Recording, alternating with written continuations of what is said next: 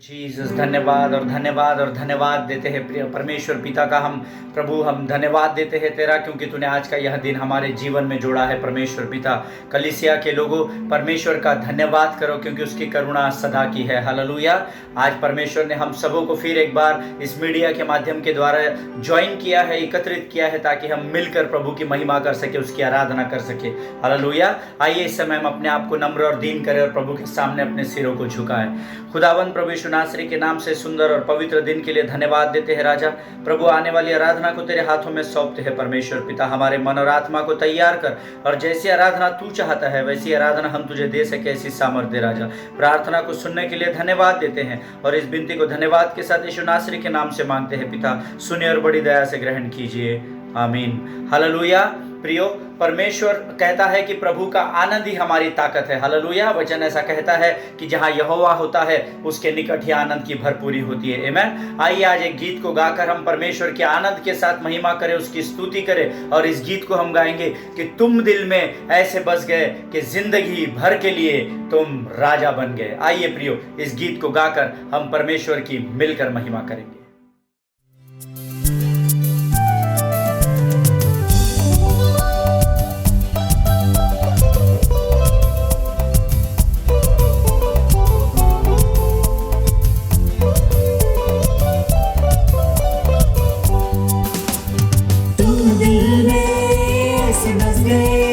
जिंदगी भर के लिए राजा बन गए, जीवन में ऐसा काम कर गए, पाप मेरे श्राप मेरे चलते बन गए।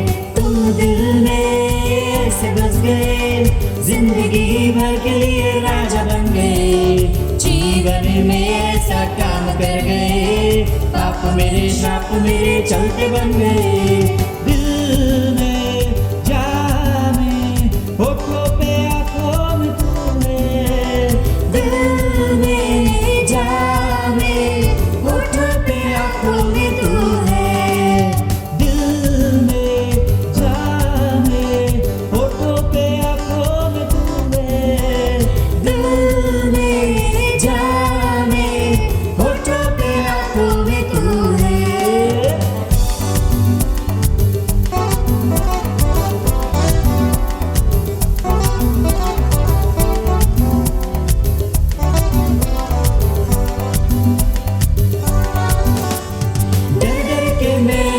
जी रहा था, डर से मुझको यीशु ने खींच निकाला, जंजीरों में जो जकड़ा हुआ था तोड़कर उनको आजाद है किया। डर डर के मैं जो जी रहा था, डर से मुझको यीशु ने खींच निकाला, जंजीरों में जो जकड़ा हुआ था तोड़कर उनको आजाद है किया।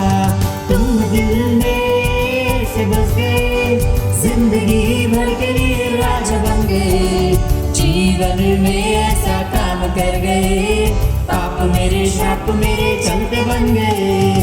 तुम दिल में से बस गए, जिंदगी भर के लिए राजा बन गए, जीवन में ऐसा काम कर गए, पाप मेरे श्राप मेरे चलते बन गए।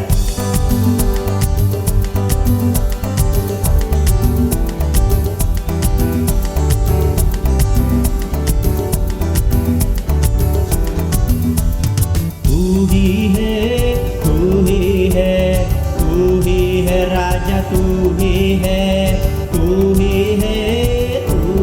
है, तू ही है पिता, तू ही है, तू ही है।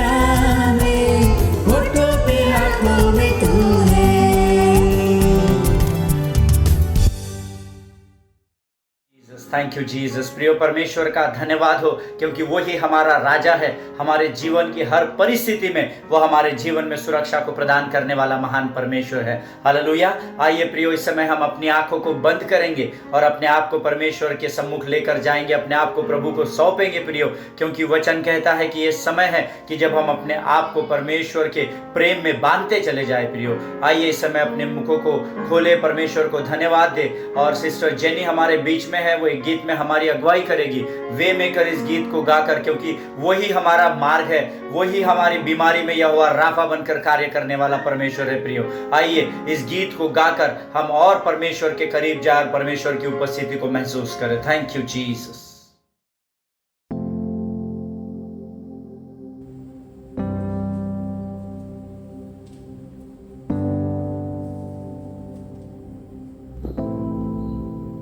You are here, moving in our midst. I worship you, I worship you. You are here, working in this place. I worship you, I worship you. You are here, moving in our midst. I worship you, I worship you. You are here, working in this place. I worship you, I worship you. Oh, you are waymaker, miracle worker, promise keeper, light in the darkness. My God, that is who you are. You are waymaker, miracle worker, promise keeper, light in the darkness. My God, that is who you are. You are here, touching every heart. I worship you, I worship you. You are here, healing every heart. I worship you, I worship you. You are here, turning lives around. I worship you, I worship you. You are here, mending every heart. I worship you, I worship you. You are waymaker, miracle worker, promise keeper, light in the darkness. My God, that is who you are. Lord, you are waymaker, miracle worker, promise keeper, light in the darkness. My God, that is who you are. You are waymaker, miracle worker, promise keeper, light in the darkness. My God, that is who you are. Oh Lord, waymaker, miracle worker, promise keeper, light in the darkness. My God, that is who you are.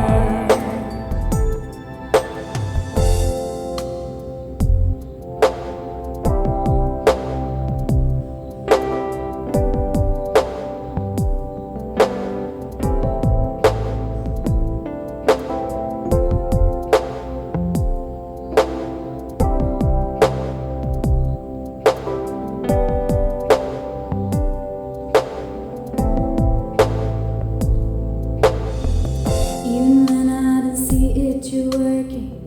Even when I don't feel it, you're working. You never stop, you never stop working. You never stop, you never stop working. Even when I don't see it, you're working. Even when I don't feel it, you're working. You never stop, you never stop working. You never stop, you never stop working. Even when I don't see it, you're working.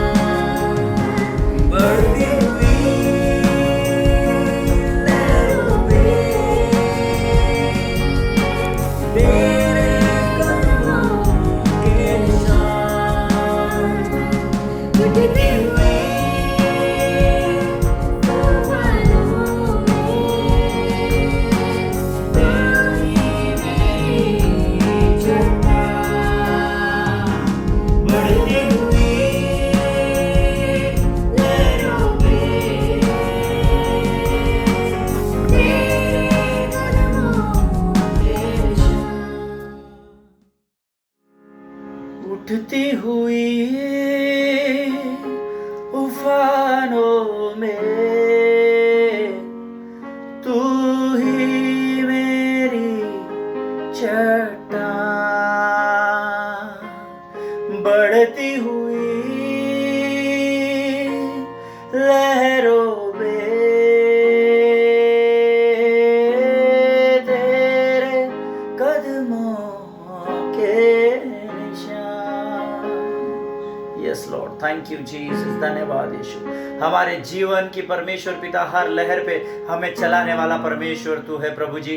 हम धन्यवाद देते हैं परमेश्वर पिता, जब परिस्थितियां गंभीर होती है परमेश्वर पिता तो तू हमारे साथ खड़ा होता है प्रभु जी। हम धन्यवाद देते हैं राजा, तेरी उपस्थिति के लिए हम तेरी महिमा और स्तुति और प्रशंसा करते हैं राजा। परमेश्वर पिता हम शून्य है परमेश्वर पिता, हमारी योग्यता से बढ़कर प्रभु तो हमारे जीवन में निरंतर आशीषों को देता है राजा। हमारा विश्वास है इस समय तेरी उपस्थिति हमारे मध्य में है प्रभु जी। परमेश्वर पिता फिर एक बार इस समय हम अपने सिरों को झुकाते हैं राजा, अपने आप को नम्र और दीन करते हैं। जाने अनजाने में हमसे हुए गलतियों की हम तुझसे क्षमा चाहते हैं पिता, अपने लहू से धोकर शुद्ध कर। हम तुझसे प्रार्थना कर सकते हैं क्योंकि हम विश्वास करते हैं राजा कि इस समय तू इजराइल के स्तुति रूपी सिंहासन पर विराजमान है परमेश्वर पिता।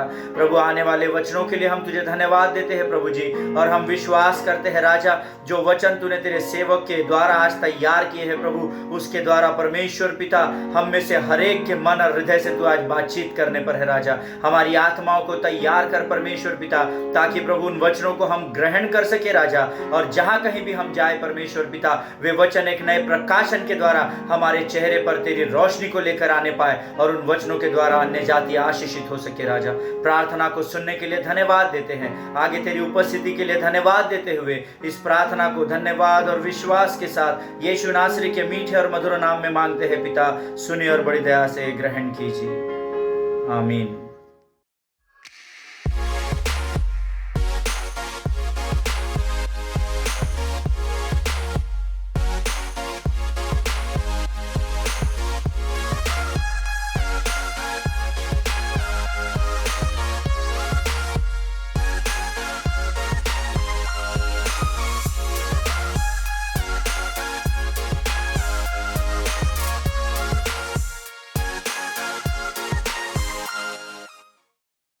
जय मसीह की, प्रेज द लॉर्ड, हालेलुया। प्रभु यीशु मसीह के नाम से और एक बार आपका स्वागत है harvest church online Sunday service का। हम परमेश्वर का धन्यवाद, वो जीवित परमेश्वर है, आज हमारे बीच में वो विराजमान है, उसका वचन भी जीवित है जिसके द्वारा हमसे वो प्रतिदिन बोलता है और बातचीत करता है। आज के संदेश को हम आगे शुरू करेंगे। And character of God, character of God, परमेश्वर का चरित्र, और उसमें से एक भाग देखेंगे फॉरगिवनेस, क्षमाशीलता या क्षमा करना ना, ये वाला भाग भी इम्पॉर्टेंट है। इसके लिए वचन मैं पढ़ना चाहता हूँ, पहले इंग्लिश में और फिर हिंदी में पढ़ेंगे।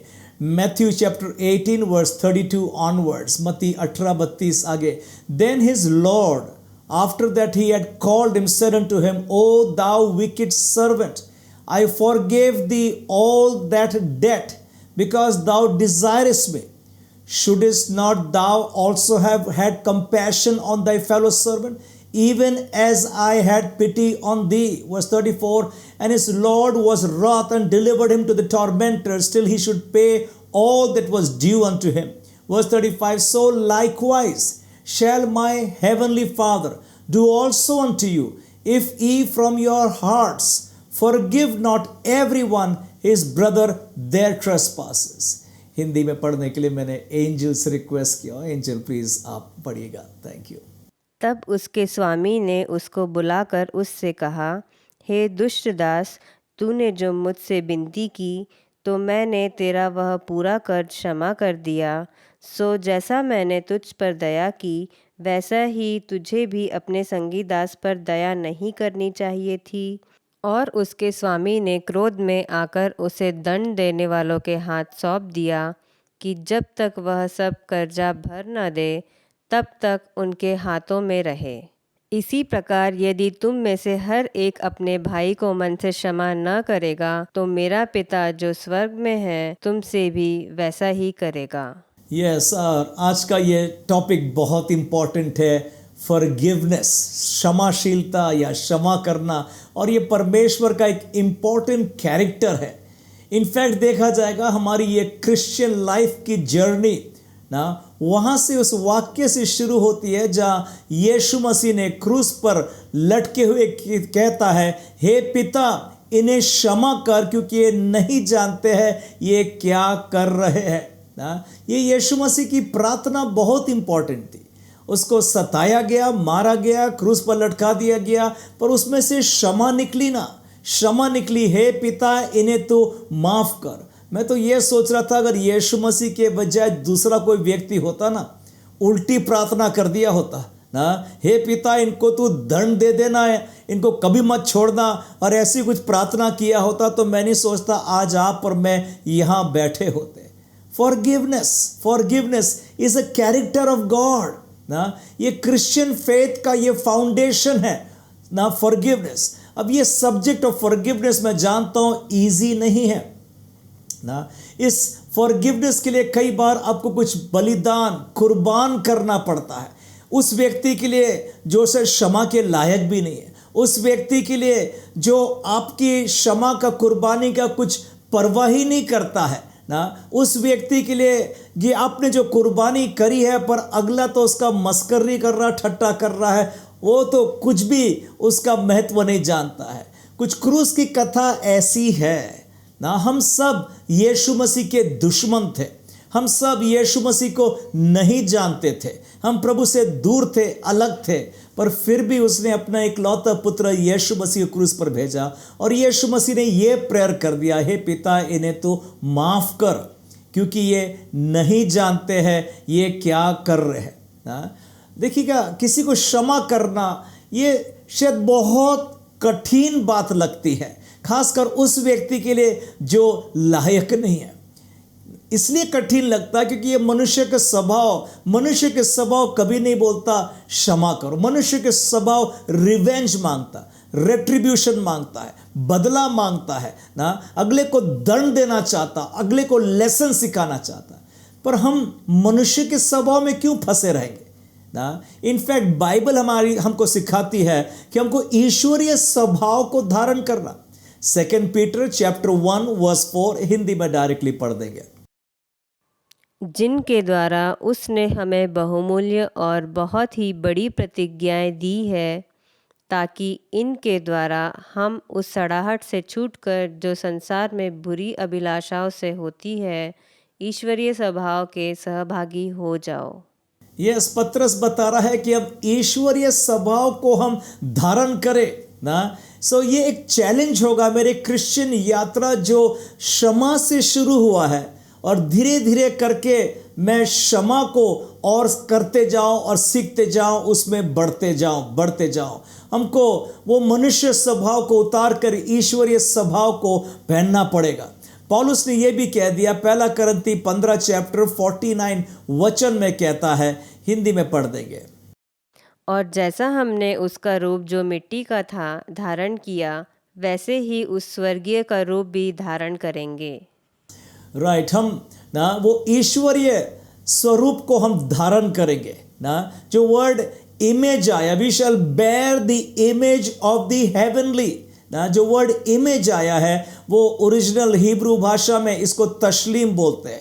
ये वर्ड वहाँ इस्तेमाल कर दिया गया जब परमेश्वर ने आदम को बनाया और ये कहा था, आओ हम मनुष्य को अपने स्वरूप समानता तस्लीम में बनाएंगे। वो वर्ड तस्लीम का मतलब होता है same to same, ditto, exact copy. जैसे कई बार फोटो कॉपी से हम कॉपीज निकालते हैं, हमको ओरिजिनल कौन सा है और कॉपी कौन सा समझ नहीं पड़ता। ये परमेश्वर की मनसा, इरादा all through out the Bible थी, मनुष्य को बनाएंगे अपने स्वरूप में। सो परमेश्वर चाहता है कैरेक्टर ऑफ गॉड, मसीह का चरित्र को हम धारण करें अपने लाइफ, ईश्वरीय स्वभाव को हम धारण करें। ईश्वरीय स्वभाव को धारण करने के लिए हमको मनुष्य का स्वभाव, संसार का स्वभाव को उतारना जरूरी होगा। पौलुस ने कहा इफिशियंस चैप्टर 4 में वर्स 22 से 24, हिंदी में डायरेक्टली पढ़ देंगे, कि तुम अगले चाल चलन के पुराने मनुष्यत्व को, जो भरमाने वाली अभिलाषाओं के अनुसार भ्रष्ट होता जाता है उतार डालो और अपने मन के आत्मिक स्वभाव में नए बनते जाओ और नए मनुष्यत्व को पहन लो जो परमेश्वर के अनुसार सत्य की धार्मिकता और पवित्रता में सृजा गया है। यस, पौलुस कहता है कि हम वो मनुष्य के स्वभाव को उतार डालो ना, और ये परमेश्वर के स्वभाव, new man, put on the new man ना, ईश्वरीय स्वभाव को हम लोग पहन ले ना। ये एक चेंज होना बहुत ज़रूरी है। कुछ नया पहनने के लिए पुराना उतारना पड़ता है ना। क्या कभी आपने देखा कोई व्यक्ति पुराने शर्ट के ऊपर में ही नया शर्ट पहन लिया? कितना क्लमजी, स्टूपिड, इडियट दिखेगा वो। अफसोस की बात है, बहुत सारे बार मसीह लोग, क्रिश्चियन बैप्टाइज बिलीवर्स, अभी तक पुराना नेचर, स्वभाव उतारा नहीं है और उसके ऊपर में नया ईश्वरीय स्वभाव पहनने की कोशिश है। हालेलुया भी बोलते हैं, प्रेज द लॉर्ड बोलते हैं, चर्च भी जाते हैं, परंतु पुराना स्वभाव को उतारा नहीं।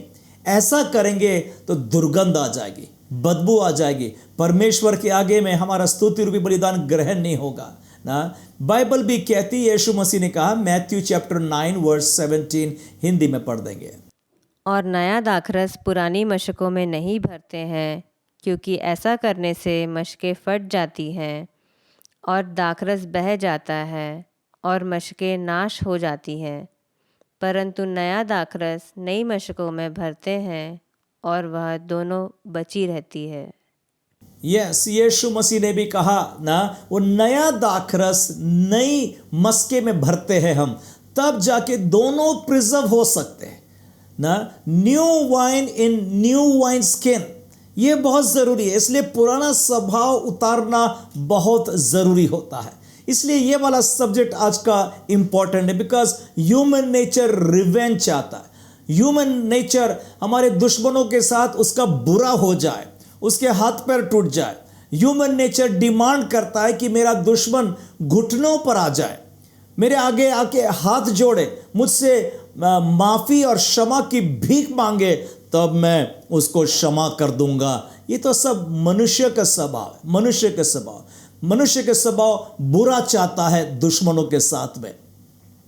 एक बार बाइबल में लिखा भी है, लूक चैप्टर 9 वर्सेस 54 to 56, चेले, प्रभु यीशु मसीह के चेले जो थे, इनका दिल बहुत बिगड़ गया। पढ़ेंगे वचन। यह देखकर उसके चेले याकूब और यूहन्ना ने कहा, हे प्रभु, क्या तू चाहता है कि हम आज्ञा दें कि आकाश से आग गिरकर उन्हें भस्म कर दे? परंतु उसने फिर कर उन्हें डांटा और कहा, तुम नहीं जानते कि तुम कैसी आत्मा के हो, क्योंकि मनुष्य का पुत्र लोगों के प्राणों को नाश करने नहीं वरन बचाने के लिए आया है। और वे किसी और गांव चले गए। और ये चेले, क्योंकि समरी के लोगों ने यीशु मसीह को स्वीकार नहीं किया, इनका खून खौल गया होगा। इन्होंने यीशु मसीह से ये विनती कर रहे, अभी इजाज़त दे दे, अभी हम आग बरसा करके एलिया ओल्ड टेस्टमेंट में जैसा उसने नाश कर दिया, हम इसको नाश कर देंगे। पर यीशु मसीह ने क्या जवाब दिया?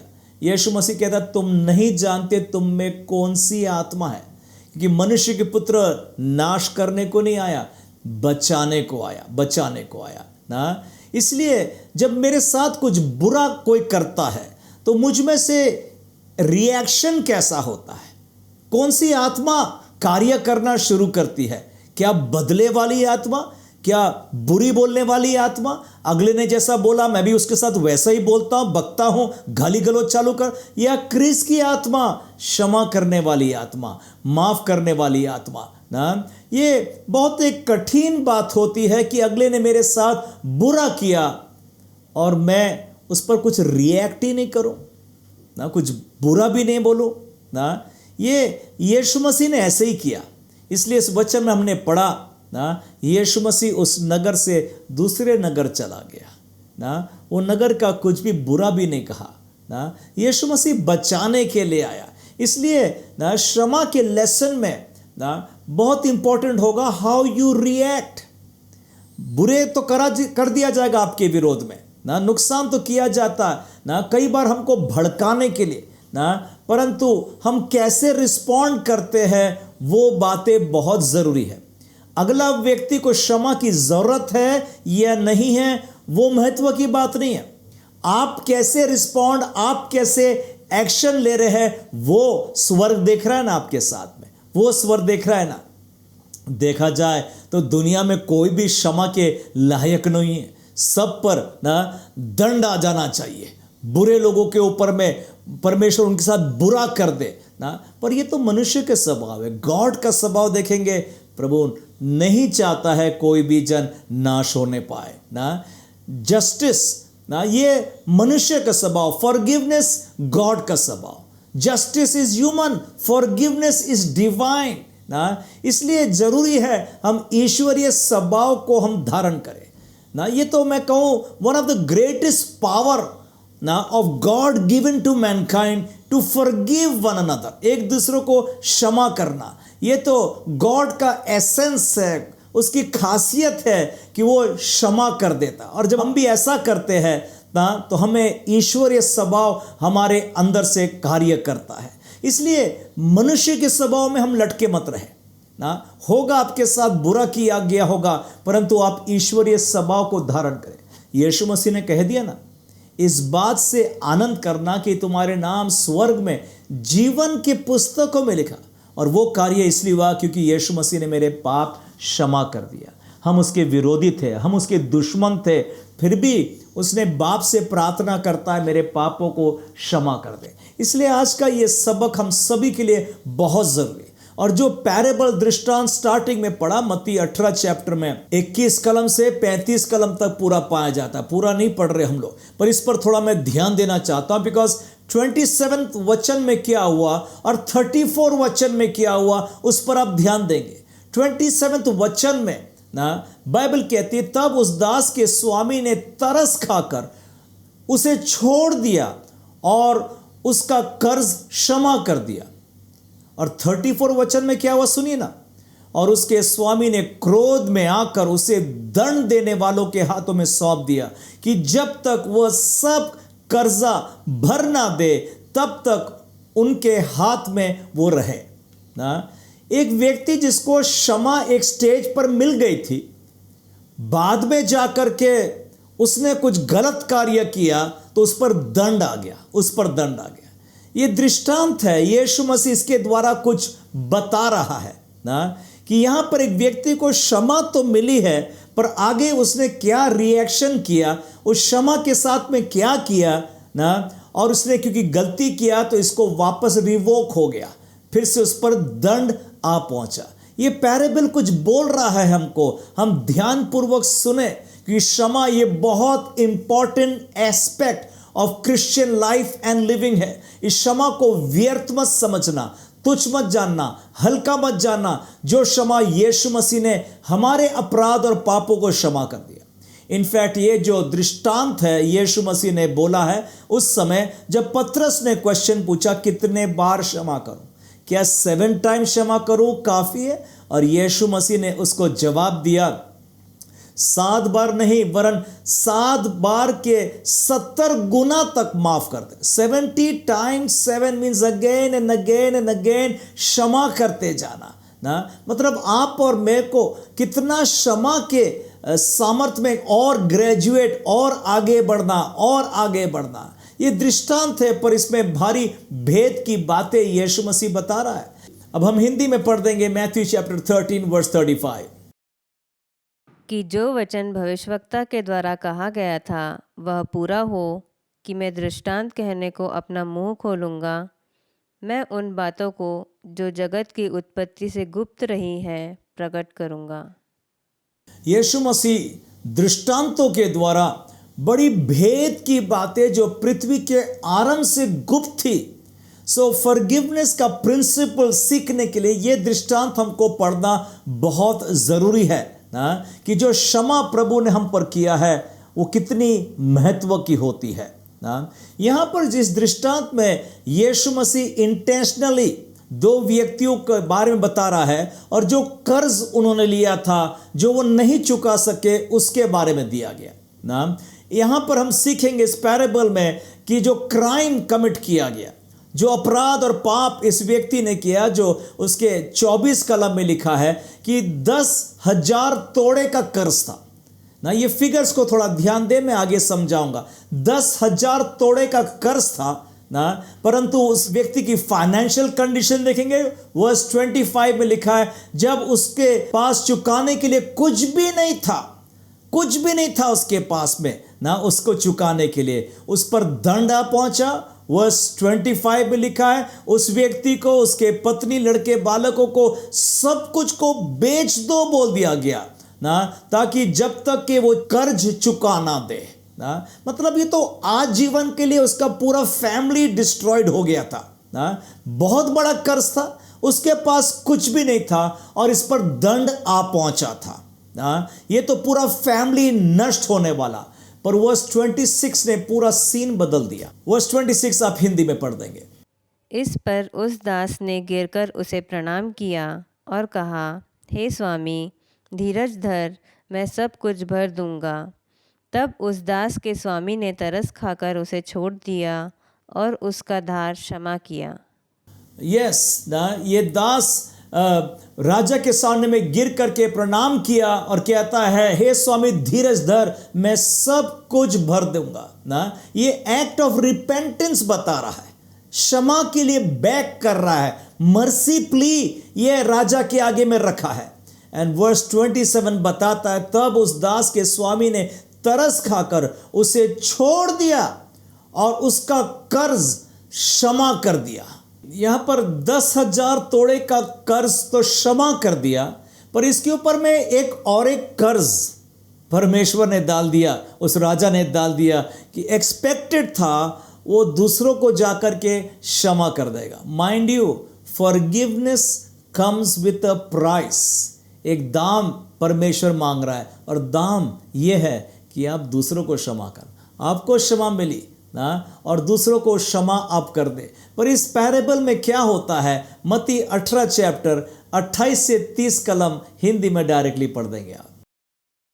परंतु जब वह दास बाहर निकला तो उसके संगी दासों में से एक उसको मिला जो उसके 100 दिनार धरता था।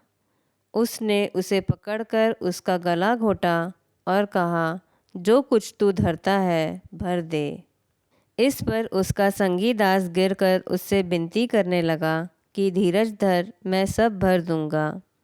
उसने न माना, परंतु जाकर बंदीगृह में डाल दिया कि जब तक खर्च को भर न दे तब तक वहीं रहे। जी ना, इस व्यक्ति ने जाकर दूसरे नौकर को पकड़ा जिसने 100 दिनार का कर्ज लिया था ना, और वो कुछ भी नहीं था उसके पास पेमेंट करने। उसने बेग किया, प्ली, मर्सी मांगा, परंतु ये ऑफिसर ने उसको क्षमा नहीं किया, परंतु उसके घर परिवार को सबको जेल में बंद कर दिया गया। जब मालिक को पता चला है ना, मालिक ने वापस बुलाया इस दास को ना और इसको हाथ पैर बांध करके जेल में बंद कर देता है। थोड़ा ध्यान से सुनिए, वो जो 10,000 तोड़े फर्स्ट वाला जो ऑफिसर था, जो राजा से लोन लिया था, उसने 10,000 तोड़े का कर्ज। सेकेंड वाला वो नौकर था, उसने 100 दिनार। मैं 10,000 तोड़े और 100 दिनार का थोड़ा आपके आगे में बताना चाहता हूँ ना। ये इंटरनेट से कुछ इन्फॉर्मेशन मैं निकाला हूँ और ये आज के गोल्ड स्टैंडर्ड्स के अनुसार 10,000 तोड़े, my goodness, almost equivalent to 1,07,000 crore. 1,07,000 crore का लोन था और 100 दिनार लगभग 17.5 लाख का लोन था ना।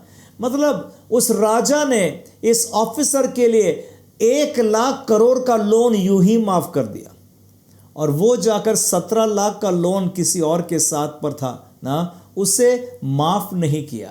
यीशु मसीह ये जो फिगर्स ले रहा है इंटेंशनल है इस दृष्टांत के द्वारा ना। ये जो 1 लाख करोड़ का जो लोन है इसके ऊपर में ना, ये व्यक्ति तो कभी नहीं जीवन भर नहीं चुका सकता था। जो आपके और मेरे ऊपर में पाप का जो कर्ज था, हम तो कभी अपने कर्मों के द्वारा कभी नहीं चुका सकते। इनफैक्ट जॉन चैप्टर 6 में वर्स 29-30 में ना कुछ लोग जब यीशु मसीह के पास आए और कहते हैं परमेश्वर के कार्य करने के लिए क्या करना चाहिए, और यीशु मसीह ने कहा ना यही कार्य है कि जिसको परमेश्वर ने भेजा उस पर तू विश्वास कर ले। गॉड ने और कुछ भी नहीं मांगा, केवल ना यीशु मसीह पर विश्वास कर ले, यीशु मसीह पर विश्वास। हम तो ये पाप का कर्ज जो हमारे ऊपर में था ना, ये तो हम कभी नहीं मिटा सकते, और इसका दंड था हमारे ऊपर में, वो है मृत्यु, नरक, युगान युग की आग में डाल दिया जाएगा ना, जीवन भर तड़पते रहेंगे वहां पर ना। परंतु यीशु मसीह के पास आप और मैं आए, और यीशु मसीह ने हमारे यूं ही पापों को क्षमा कर दिया, मन फिराया, हमने बपतिस्मा लिया, मेरे सारे पाप धुल गए। मैं तो सोच रहा हमको कभी भी इसका नजरअंदाज नहीं हो पाएगा कि कितना बड़ा दाम था मेरे ऊपर में, जो यीशु मसीह ने यूं ही माफ कर दिया, जिसका दाम यीशु मसीह को खुद स्वयं देना था ना। अब यीशु मसीह ने जब हमें क्षमा कर दिया है तो आगे कुछ मांग नहीं रखता ना मुझसे कि मैं आगे जाकर किसी और को क्षमा कर दूं जो मुझे चोट, मुझे दुख पहुंचाया, मेरे को गाली गलौज किया, मेरा विरोध किया, उसको मैं क्षमा कर दूं, उसको मैं क्षमा कर दूं ना। देखो ना बाइबल में लिखा है कैसे स्टीफनस भी, उसको तो पत्थर से मार डाला ना, उसको सॉल और पूरी टोली ने वो पत्थर मार मार के उसकी जान निकाल दी, पर ये क्या बोलता है ना, ये अपराध और पाप इन पर तू मत लगा। ये ना ईश्वरीय स्वभाव, ये ना ईश्वरीय स्वभाव। इसके लिए यीशु मसीह ने जब मुर्दों से जी उठा था, उसने पवित्र आत्मा फूका और कहा जिसके पाप तुम क्षमा करोगे वो क्षमा कर दिए जाएंगे, जिसके पाप तुम रखोगे वो रख दिए जाएंगे ना। इसलिए प्रभु को पवित्र आत्मा फूकना पड़ा, क्योंकि आत्मा की सामर्थ के द्वारा आपको क्षमा करने की सामर्थ मिलेगी। मनुष्य के सामर्थ में नहीं कर सकते। मनुष्य की सामर्थ में क्षमा करेंगे ना तो आप थक जाएंगे, आप निराश हो जाएंगे। कितने बार क्षमा करूं, 7 गुना काफ़ी है। ये तो मनुष्य का स्वभाव है। ईश्वरीय स्वभाव 70 टाइम्स 7, क्षमा करते जाओ, क्षमा करते जाओ ना। ये दृष्टांत कुछ बोल रहा है, हमको कुछ सिखा रहा है ना। ये ऑफिसर के इतना बड़ा कर्ज क्षमा कर दिया, पर इसने जाकर दूसरे नौकर का कर्ज नहीं क्षमा। देखा जाएगा तो दूसरे नौकर ने भी एग्जैक्टली वही किया जो पहले वाले ऑफिसर ने राजा के सामने में किया ना। He begged for his mercy, please दया कर दे, क्षमा कर दे, मैं सब कुछ लुटा दूंगा। परंतु यह ऑफिसर ना, उसके हाथ पैर बांधो, उसको जेल में बंद कर दो ना, उसने माफ नहीं किया। जब राजा को पता चला ना, मत्ती 18 चैप्टर उसका 32 और 33 कलम पढ़ देंगे। तब उसके स्वामी ने उसको बुलाकर उससे कहा, हे दुष्ट दास, तूने जो मुझसे विनती की तो मैंने तेरा वह पूरा कर्ज क्षमा कर दिया। सो जैसा मैंने तुझ पर दया की वैसा ही तुझे भी अपने संगी दास पर दया नहीं करनी चाहिए थी। जब वो राजा को पता चला कि ये मेरे ऑफिसर ने इतना गलत काम किया, उसने उसको बुलाकर ये कहता है, O thou wicked servant, I forgive thee all that debt because thou desiredst me. Verse 33 में कहता है ना, सो जैसा मैंने तुझ पर दया की वैसा ही क्या तुझे भी अपने संगी दास पर दया करना नहीं चाहिए था। मतलब वो राजा ये एक्सपेक्ट कर रहा था ना कि इतनी क्षमा मैंने किया हूं, ये जाकर अगले को क्षमा कर दे ना। वहां पर लिखा है जैसा मैंने तुझ पर तरस खाई, तरस वर्ड ना, एक वर्ड, एक तो क्षमा ईश्वरीय कैरेक्टरिस्टिक्स है, और एक तरस कंपैशन, मर्सी, दया मैंने दिखाई तुझ पर। क्या तूने दूसरों पर दया, कंपैशन, मर्सी नहीं दिखाना था? ये दोनों एट्रीब्यूट्स बहुत डिवाइनली एट्रीब्यूट्स है, कंपैशन एंड फॉरगिवनेस ना। ये दोनों साथ साथ चलते हैं। अगर आपके पास कंपैशन नहीं है तो आप फॉरगिवनेस प्रैक्टिस नहीं कर सकते।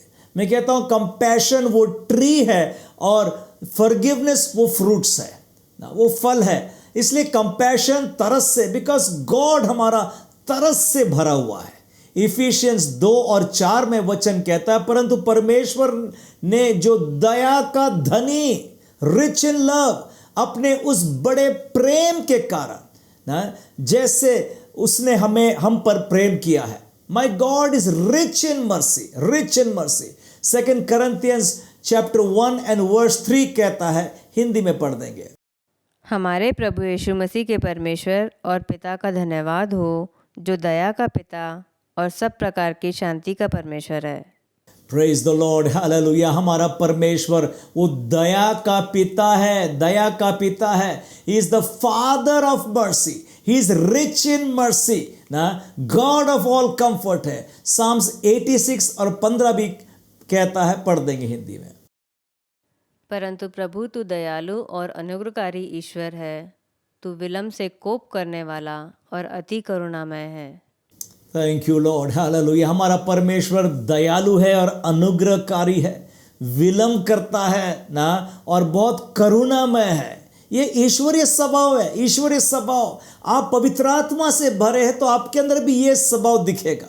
आप दया के धनी हैं ना, आप विलम्ब से कोप करते हैं, आप करुणामय है ना, आप बहुत क्षमा करते हैं अगले को ना। सो ये भी एक बहुत इंपॉर्टेंट कैरेक्टरिस्टिक्स होता है ना, कंपैशन, तरस से भर जाना ना। तरस क्या करता है, अगले की दुख और पीड़ा को गहरी चिंता के साथ में उसके साथ व्यवहार करता है, अगले की दुख को दूर करने का प्रयास करता है। कंपैशन, तरस को वहीं तक रिस्ट्रिक्ट मत कर देना ना।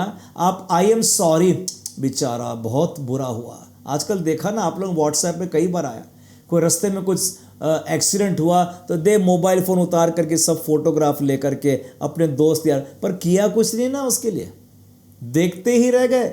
आजकल दुनिया का स्वभाव देखेंगे ना तो बहुत वो स्वार्थी बन गया ना। देखिएगा, जो कंपैशन वर्ड है इसका एक एंटोनिम या ऑपोजिट वर्ड कहता है उदासीनता ना, या चिंता की कमी, लैक ऑफ कंसर्न। जिस व्यक्ति में कंपैशन नहीं है वो क्या बोलता है ना, अरे उसके साथ जो हो रहा होने दो ना, मेरे को क्या करना, मेरे साथ तो नहीं हो रहा ना। उसका प्रॉब्लम उसको देखना है, मेरे पास बहुत प्रॉब्लम है देखने के लिए। ये एक व्यक्ति जिसके पास में कंपैशन नहीं है, ये तो दुनिया का स्वभाव है, बिलीवर्स का स्वभाव नहीं है ना। बिलीवर्स का स्वभाव ईश्वरीय स्वभाव ना, जो पौलुस ने कहा गलती 6 चैप्टर में और 1 कलम में भी कहता है। हिंदी में पढ़ देंगे 1 और 2 कलम। हे भाइयों, यदि कोई मनुष्य किसी अपराध में पकड़ा भी जाए तो तुम जो आत्मिक हो नम्रता के साथ ऐसे को संभालो और अपनी भी चौकसी रखो कि तुम परीक्षा में न पड़ो। तुम एक दूसरे के भार उठाओ और इस प्रकार मसीह की व्यवस्था को पूरी करो। यस ना, पौलुस कहता है, हे भाइयों, जो अपराध में पकड़ा भी गया हो तो बड़े नम्रता के साथ ऐसे को संभाल लो ना, अपनी चौकसी करते हुए कि हम भी उस परीक्षा में ना गिर जाए। तो ऐसे को संभालना है जो परीक्षा में पकड़ जाए ना, कोई समस्या आ जाए ना। और उसका दूसरा कलम में भी जो लिखा है, एक दूसरों के भार उठाओ और इस प्रकार मसीह की व्यवस्था को पूरी करो। भार उठाओ का मतलब जो होता है वैसा है जैसे कि कंधा लगा दो, उस बोझ को उठाने के लिए आप भी सहमत हो जाए ना। जैसे कि जब फ्यूनरल प्रोसेशन जाता है ना, कुछ लोग कंधा लगाते ना, क्योंकि वो आदमी तो मरा है, अपने आप से कुछ भी नहीं कर सकता, अपना डेड बॉडी भी उठाए गड्ढे भी नहीं डाल सकता, तो पर बाकी लोग हैं ना जो कंधा लगा देते हैं ना। उसी रीति से ना बाइबल बता रही है ना, एक दूसरों का भार उठाओ मतलब कंधा लगाओ, और इसके द्वारा मसीह की व्यवस्था को आप पूरा कर देते हैं। परमेश्वर चाहता है कि जो लोग तकलीफ में है ना, कोई लोग परेशानी में है, किसी के पास में रोटी खाने को नहीं है, किसी के पास नौकरी नहीं है, किसी के पास में ना परिवार उजड़ गया हो, उसको हम लोग सहायता करने पाए। ये क्रिश्चियन स्पिरिट है, ये क्राइस्ट की स्पिरिट है। मेरा प्रभु तरस से भर गया है ना। सो इसलिए इंडिफरेंस वाली आत्मा ना, जो दूसरों की चिंता नहीं करता, ये तो दुनिया की आत्मा हो गई ना। एक opposite of the word compassion का ऑपोजिट होता सेल्फ सेंटर्डनेस, या स्वयं की चिंता, या स्वार्थी व्यक्ति हो गया। बस मैं और मेरा घराना, दूसरों के भैया मेरे को मत बोझ डालना, वो खुद को अपना संभालेंगे ना। नहीं, जो तरस से भर जाता है ना, अपनी चिंता छोड़ करके दूसरों की चिंता करता है। जैसे कि यीशु मसीह ने भले समरी का दृष्टांत भी बताया था, इंटेंशनल था ना। उस व्यक्ति को अधमुआ छोड़ दिया था चोर डाकू लुटेरे ने, और वहाँ से याजक भी गया और एक लेवी भी गया। ये दोनों रिलीजियस माइंडेड लोग होते हैं और कुछ नहीं कर पाए। उन्होंने सिर्फ आहा बेचारा सॉरी बोलकर निकल गए होंगे। पर जो समैरिटन वहाँ से गुजर गया, उसने देखा ये अधमुआ पड़ा है, वहाँ वर्ड लिखा है वो तरस से भर गया। जब आप तरस से भर जाते, कुछ एक्शन होता है आपके अंदर में ना, आप उसकी सहायता को करने के लिए कुछ ना कुछ तो प्रयास करते हैं। और ये समरी उतर रहा, दाखरस और तेल उंडेल दिया, उसको अपने गधी पर बिठाया, खुद पैदल चला गया, सराय में जाके दाखिल कर दिया, उसको 2 दिनार भी वहाँ पर दे देता है, देखभाल उसका कर देना वहाँ पर ना, और वापस आऊँगा तो मैं दे दूंगा ना। ये व्यक्ति जो है तरस से भर गया। और यीशु मसीह भी बाइबल में कितने बार लिखा है वो तरस से भर जाता था। नैन में वो विधवा का एकलौता बेटा मर गया, उसने पूछा किसका बेटा, लोगों ने कहा विधवा का एकलौता बेटा ना। उसने जाकर उस माँ से कहा मत रो, वीप नॉट ना, और फिर जाकर मुर्दे को भी जीवित। जब जब यीशु तरस से भर जाता, कुछ एक्शन हो जाता है। आपके अंदर में भी ख्रीस्त की आत्मा है, वो आपके अंदर में प्रोत्साहित करेगी, कुछ करना चाहिए अपन ने ना, और वो कंपैशन हमारे अंदर में उठता है और हम अगले की सहायता करते। पौलुस ने कहा, कलोसी 3 चैप्टर और 12 कलम में है, पढ़ देंगे हिंदी में। इसलिए परमेश्वर के चुने हुओं की नाई जो पवित्र और प्रिय है, बड़ी करुणा और भलाई और दीनता और नम्रता और सहनशीलता धारण करो। यस ना, बड़ी करुणा और भलाई और दीनता और नम्रता और सहनशीलता को धारण करो। पुट ऑन देयरफॉर, कुछ पहनना है हमको ना, कुछ पहनना है, कंपैशन को पहनना है। इसको पहनने के लिए आपको सेल्फ सेंटर्ड, स्वार्थीपन, आपका इनडिफरेंस एटीट्यूड, दूसरों की चिंता ना करना, इसको उतार के फेंक देना पड़ेगा। तभी आप जाकर वो कंपैशन के वस्त्र को आप पहन सकेंगे ना। आज की दुनिया को बहुत ज़रूरत है कि कोई उसके आंसू को पोंछे, उसकी सहायता करे। देखा जाएगा तो हम सभी के पास कुछ भी नहीं है, हम सभी के पास में कम पड़ जाता अपने ही देखभाल करने के लिए। पर प्रभु का वचन कहता है दो तो तुम्हें भी दिया जाएगा, दबा दबा कर तुम्हें दिया जाएगा ना। बाइबल में एक कैरेक्टर था जिसका नाम था अय्यूब, जोब, और कहते हैं he was the richest man in those days उसके वर्ल्ड में ना। और जोब चैप्टर 29 वर्सेस 12 to 16 हम हिंदी में पढ़ेंगे और ध्यान से आप सुनिएगा। अय्यूब 29 12 से 16। क्योंकि मैं दोहाई देने वाले दीन जन को और असहाय अनाथ को भी छुड़ाता था, और जो नाश होने पर था मुझे आशीर्वाद देता था, और मेरे कारण विधवा आनंद के मारे गाती थी। मैं धर्म को पहने रहा और वह मुझे ढाके रहा। मेरे न्याय का काम मेरे लिए बागे और सुंदर पगड़ी का काम देता था। मैं अंधों के लिए आँखें और लंगड़ों के लिए पाँव ठहरता था। दरिद्र लोगों का मैं पिता ठहरता था, और जो मेरी पहचान का न था उसके मुकदमे का हाल मैं पूछताछ कर जान लेता था। यस ना, ये richest man of the world बोल रहा है उन दिनों का ना। कहता because I delivered the poor that cried and the fatherless and him that had none to help. अनाथों की सुधि मैंने लिया, जिसके पास कोई नहीं था उनकी मैं सहायता करता था ना। और कैसे जो नाश होने वाले थे उनकी दुआ मुझ पर लग गई है। कैसे विधवाओं को मैं उनके हृदय में आनंद लेकर के आता था ना। ये अय्यूब का जीवन था। इसलिए वर्स 14 में भी कहता है ना, I put on righteousness and it was cloth me, my judgment was as a robe and a diadem, I was eyes to the blind and feet was I to the lame. I was a father to the poor, and the cause of which I knew not I searched out.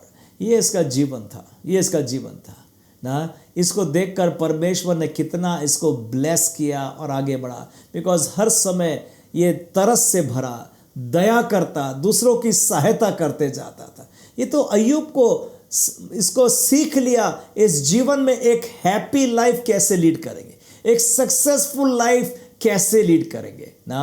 और वो दूसरों की सहायता करने के द्वारा। हम लोग क्रिश्चियन लोग हैं, हमारे अंदर में ईश्वरीय स्वभाव है, हमारे में परमेश्वर की आत्मा है, ये हाथ परमेश्वर के हाथ है। We represent heaven here on earth. इसलिए फॉरगिवनेस एंड कंपैशन, ये दोनों एक ग्रेट एट्रीब्यूट्स ऑफ गॉड आज आपके अंदर दिया गया और मेरे अंदर भी दिया गया ना। एक चुनौती होगी हमको ना क्षमा करने के लिए और तरस दिखाने के लिए, परंतु हम ईश्वरीय स्वभाव को ही हम धारण करेंगे ना। इसलिए बाइबल भी कहती है, जब हम लोग प्रभु प्रार्थना बोलते हैं ना, मैथ्यू चैप्टर 6 में वर्स 12 में लिखा है, यीशु मसीह ने कहा, और जिस प्रकार हमने अपने अपराधियों को क्षमा किया, वैसा ही तू भी हमारे अपराधों को क्षमा कर।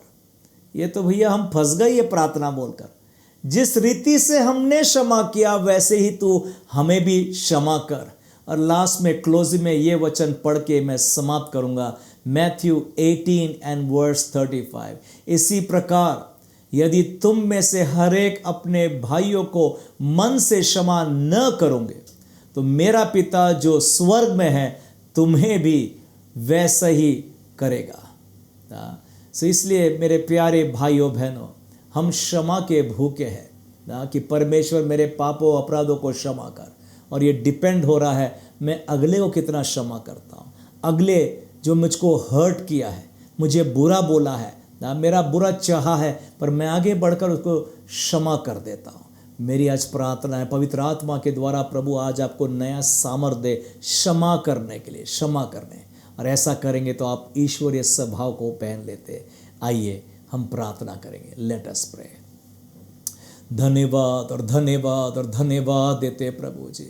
धन्यवाद प्रभु, तूने ये चाहा कि हम ईश्वरीय स्वभाव को धारण करें प्रभु जी। प्रभु हमारी मदद कर प्रभु, ये मनुष्य का स्वभाव, ये दुनियादारी वाली बातों को हम उतार डाले प्रभु जी। प्रभु जी हर एक को आज एक नया बल दे प्रभु, नई सामर्थ्य दे पिता। दुनियादारी वाली स्वभाव को उतारने का सामर्थ्य दे सबसे प्रथम प्रभु जी। और परमेश्वर प्रभु जी ईश्वरीय स्वभाव पहनने का सामर्थ्य आज पवित्र आत्मा का अभिषेक हर एक के ऊपर मांगता हूँ पिता, कि आगे बढ़ करके प्रभु अपने सताने वालों को, विरोध करने वालों को वो दिल से क्षमा कर सके पिता। Yes Lord, yes Lord, yes Lord. आज पवित्र आत्मा शायद आपको किसी का नाम बता रहा होगा, किसी का चेहरा बता रहा होगा, आप आगे बढ़ करके उसको क्षमा करने पाए, दिल से माफ़ करने पाए। छोड़ दो उसको, जाने दो उसको ना, परमेश्वर के हाथों में सौंप दो।